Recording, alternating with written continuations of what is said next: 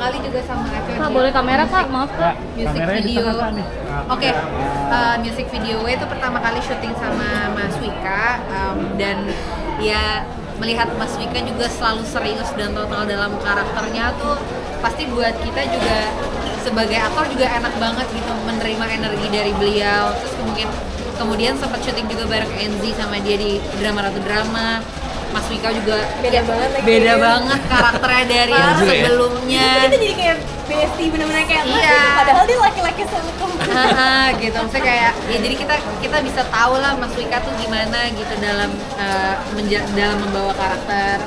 Jadi ketika sekarang ya, dan memang kebetulan sebelumnya juga perannya pas ketika di W itu juga jadi bapak dan anak. Jadi memang tidak terlalu sulit sih gitu untuk kemudian kembali menjadi peran dan menjalankan dinamika orang tua. Tapi ada momen-momen flashback nggak sih? Karena tadi kan kayak ada adegan yang masuk kuliah itu ada di masa itu gimana tuh? Jadi masukin gitu. Jadi ketika bikin film ini juga banyak banget ngeliat balik lagi gitu, entah itu series yang kita bikin sebelumnya atau terutama musik video yang pernah aku bikin gitu, dan salah satunya kayaknya pengen deh ada homage remake lah adegan itu gitu, dan ya dengan komposisi yang sekarang ada Mbak Marisanya kayak aduh asik ya gitu. Jadi kayak seneng banget sih bisa bikin itu lagi karena itu lumayan sesuatu yang monumental bikin waktu itu kan. Kalau kalian gimana ketika adegan itu diulang lagi? Iya kayak dejavu ya gitu, kayak gue tahu dia adegan ini gitu. Ya udah, tapi emang kayak ya tadi Aco bilang ya itu kayak homage buat beberapa karya yang kayak kita udah bikin sebelumnya. Sorry, Manda, Enzi sama Aco kan sebelumnya katanya Manda pernah open mic ya buat film ini. Ya. Nah, tapi itu gimana open mic-nya? Apakah hasilnya lucu apa gimana Manda dan Aco sama Enzi sendiri apakah ikutan coba open mic? Kita doain aja Enzi juga ikut open mic dari Aco ya gitu. Karena kalau kan dia sejuta penonton dia akan open mic, 2 juta penonton dia akan juga special show stand up comedy. Special show ya. Enzi special show. Iya waktu itu alhamdulillah responnya lucu, antara beneran lucu atau orang pada bye-bye aja sama gue. Jadi kayak aku nggak tahu deh, tapi 3 menit ya?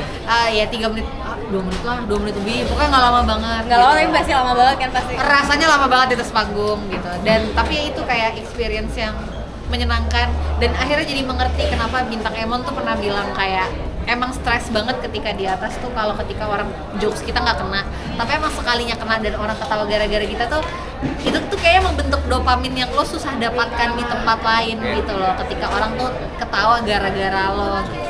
Jadi menyenangkan dan menarik, makin respect sama profesi stand up. Nah ini lo gimana waktu scene pertama stand up dia lumayan stres nih? Oh gue stres banget sih, maksudnya sebenarnya kan ada part-part, maksudnya gue pernah lah melakukan kayak cuman dikit-dikit gitu doang gitu. Tapi ketika diadeganin dan memerankan karakter emang stand up, dia sebenarnya kan nggak lucu ya, emang kayak cuma dikit doang. Tapi penonton yang ekstras, teman-teman ekstrasnya juga kayak dia nungguin, dia kayak benar nungguin dia akan lucu ya gitu. Itu gue ngulang-ngulang sih jujur, karena nggak segampang itu sih stand up gitu. Kayak kita punya materi menurut kita lucu, terus nggak tahu menurut orang gimana gitu.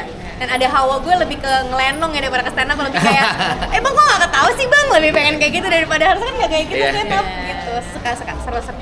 Ya kalau aku sebenarnya ya menulis ini juga karena aku ngedance, teateran, kayaknya semua itu dicoba bisa gitu, tapi Berarti bisa nih stand up. Iya bisa. Justru itu dia stand up tuh kenapa sulit banget ya gitu, yang karena mengetahui itu sulit, jadi ya kayak ya punya respect yang lebih ke teman-teman stand up, kayak bahkan lo naik ke panggung dan gak lucu aja buat gua lo keren. Iya. Gitu. Pendekatan ke anak-anak ABG juga mereka jadi cerita banyak ya tentang stand up, dan mereka pasti set pun juga banyak yang ngebantuin gitu, kayak ini anaknya kayak dibikin gini deh cowok, atau nanti anak-anak lo ngomongin nanti nadanya, intonasi itu penting di stand up, jadi kayak diajarin. Jadi gue kayak lebih mengerti lagi bahwa ya tempo bukan cuma materi, tapi gimana cara ngebawain itu juga penting dengan personanya masing-masing gitu. Jadi Enzi siap dong kalau di Bisa. Ada gitu ya. Kita hidup kita cobain dulu ya. Tapi belum sekarang, tapi akan bisa aja. Materi sih banyak ya kayaknya. Materi udah banyak dia mah. Bisa dia. Bisa ini mah. Mas Aco sebagai karya ekspektasi apa sih yang ditaruh di film ini? Ya tentu sangat berharap Suka Duka Tawa ketemu penonton sebanyak-banyaknya dan bukan cuma ketemu tapi juga menggerakkan penonton gitu. Ya filmnya ditulis dengan penuh cinta dan harapan gitu, ya sangat besar harapan untuk kayak penonton yang menonton film ini juga ya tumbuh cinta dan tumbuh harapan-harapan baru gitu ke apapun yang lagi mereka hadapin. Aco emang sengaja bikin cerita yang plot twist gitu ya? Yang plotis ya? dengan komika, seperti kata orang kan akan mikirnya ke film komedi gitu. Pada saat nonton ternyata Padahal udah ada jelas banget loh di judulnya tuh udah Di jelas. trailer kan juga ada yang kayak Iya. this is not a comedy film. Iya. Jadi apa ya? Aku selalu merasa yang aku tuh selalu bisa menertawakan sesuatu yang biasanya habis sedih banget. Sebaliknya juga menurutku yang jadi sedih banget tuh sesuatu yang pernah lucu banget gitu. Jadi buatku sebenarnya ini jadi kayak formula aja sih gitu. Jadi Kayak tipis banget gitu. benar, kayak ketika kita bisa menertawakan sesuatu, ketika itu hilang kan jadi sedih banget kan. Sebaliknya juga kayak gitu. Jadi film ini mungkin jadi terasa sangat sedih karena kita punya ekspektasi ini akan lucu banget gitu dengan dan memang tentu mengajak teman-teman stand up comedy juga pengen, ya tentu kan di sini nggak cuma sedih doang kan, tetap ada ketawa-ketawanya dan kehadiran mereka juga sangat sangat diperlukan sih. Tapi ya memang itu desain dia wah. Emang itu Aco kan? Betul. Emang itu cocok.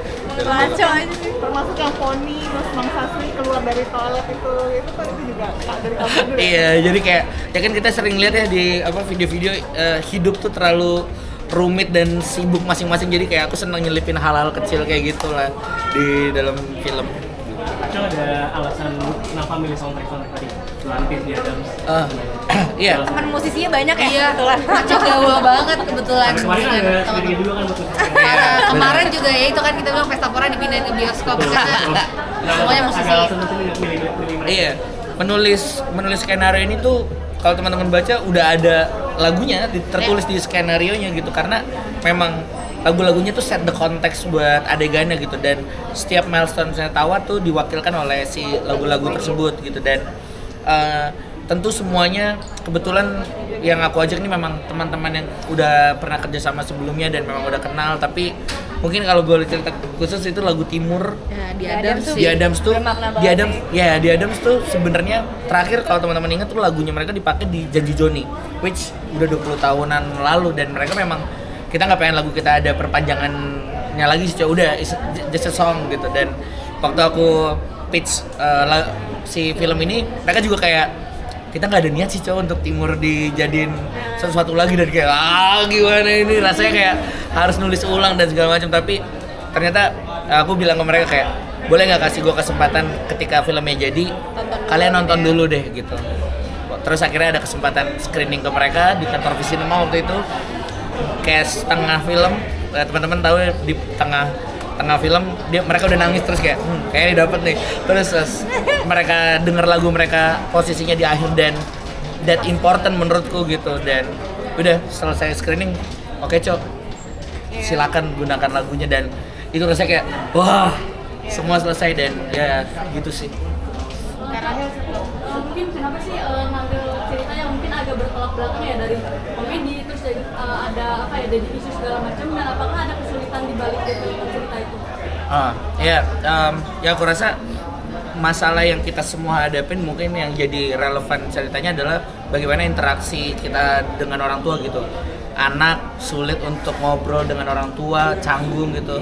Orang tua juga punya kesulitan untuk mengungkapkan kasih sayang ke anak. Itu tuh sesuatu yang kayaknya relate ke kita semua gitu. Nah, aku rasa tuh komedi harusnya bisa jadi sesuatu yang apa ya, yang menyembuhkan itu gitu. Karena buatku orang yang sering menutupi lukanya dengan komedi, harusnya komedi juga bisa untuk itu gitu. Bagaimana dengan bercanda harusnya kita jadi bisa lebih cair ngobrol sama orang tua. Orang tua juga bisa kayak gitu ke anak gitu. Tentu di level tertentu, di level yang tepat ya, jangan sampai jadi kayak keset yang jadinya kebanyakan bercanda gitu. Jadi makanya buatku komedi itu sangat penting, tapi juga bisa jadi kayak pisau bermata dua gitu. Bisa jadi membuat kita orang yang lebih penuh cinta dan berempati, tapi juga bisa menyakiti orang lain sih ketika lo terlalu banyak menggunakan itu gitu. Karena setelah menjalani tentang segala dinamika hidupnya gitu, mungkin belajar apa yang karena tertarik ke film kenyataan? Waduh, kayaknya iya menarik sih. Jadi pakai Oh, iya. dialognya bintang. Menarik.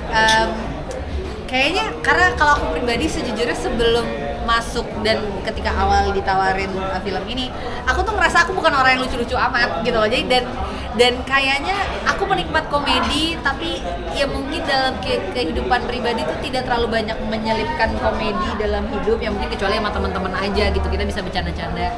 Tapi ya kayaknya lewat film ini tuh yang pasti jadi kayak oh ya ternyata ya kadang tuh dalam beberapa hal dan yang lumayan berat-berat tuh bisa dalam proses mencari jawaban dan menyelesaikannya bisa dibikin light dengan diketawain dulu aja gitu. Maksudnya instead of ngeberatin, beneran kayak overthinking, ngemurungin ini kok nggak keluar jalannya.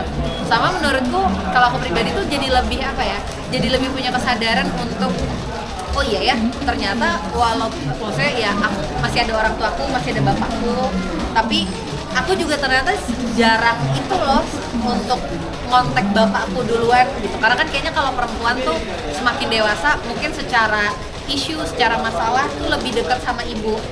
Kayak problem-problem tuh yang relate tuh sama gitu. Dan bapak tuh kayak somehow tiba-tiba entah karena emang kitanya yang udah lama nggak ngobrol atau dianya juga menarik diri karena dia ngerasa oh dia udah gede nih gitu. Jadi kayak gue nggak perlu butuh ikutan. Itu aku inget banget yang aku tiba-tiba pas abis selesai syuting, aku lagi satu hari bengong ngechat bapakku, "Pak lagi apa?" Padahal kita satu kota, ya cuman udah gak tinggal bareng juga kan. Terus dia jawabnya lagi nungguin chat kakak. Kan sedih gue kan. Kan gue langsung maafin aku ya, aku jarang ngechat duluan. Aku nggak ini. Udah abis itu move on gitu. Maksudnya jadi kayak iya ya akhirnya ya jadi bentuk obat juga mungkin atau kayak ngasih kesadaran di kehidupan pribadi juga sih. Aman? Promo dulu Kak. Oke. Kalian 2, 3. Jangan lupa untuk nonton Suka Duka Tawa tanggal 8 Januari 2026 di bioskop.